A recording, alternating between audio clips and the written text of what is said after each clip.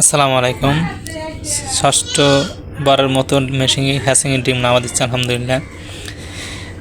ডিমগুলো জীবাণুমুক্ত করে টেরেটার জীবাণুমুক্ত করে মেশিনটা খুলে এখন ডিমটা ভাই করে আলহামদুলিল্লাহ ডিমটা দেব।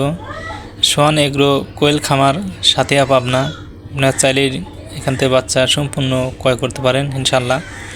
অরিজিনাল 20 ডিম জাপানি কোয়েল পাখির 20 ডিম দিয়ে বাচ্চা ফুটন হয় আলহামদুলিল্লাহ।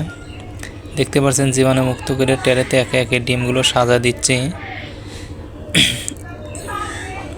ভিডিওটা একটু বড় হবে, আপনারা একটু আশা করি দেখবেন, ভালো লাগবে। ডিমগুলো সাজায় মেশিনে দিয়ে বোর্ডারটা সেট করে থুই দেবো ওকে করে। আলহামদুলিল্লাহ 2 দিন পরে বাচ্চা বাইরে হবে।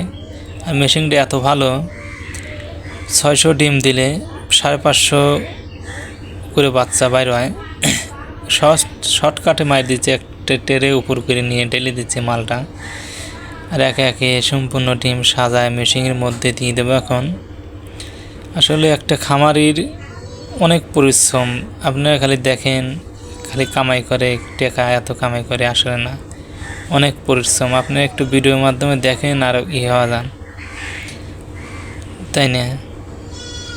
একে একে সাজা এখন ডিমের উপরে একটু পানি ছিট দিয়ে কৌশার মতো মেশিনে দিয়ে দেবেন আলহামদুলিল্লাহ। মেশিনে দেওয়ার পরে মেশিনটা আটকায় আর্দ্রতা 75 দিয়ে দেব। দেওয়ার পরে আবার একে একে টেরেতে সাজায় দিচ্ছি ডিমগুলো। সাজানোর পরে এই ডিমগুলো মেশিনের মধ্যে দিয়ে দেবো ইনশাল্লাহ।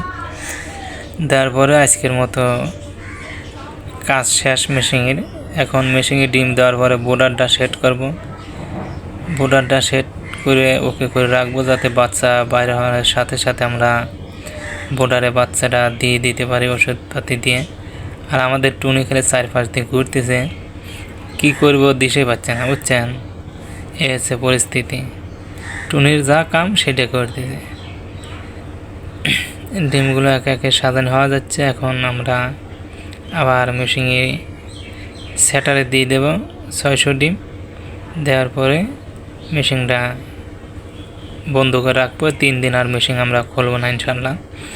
গ্লাস আছে, গ্লাসের মাঝখান দিয়ে বাচ্চা।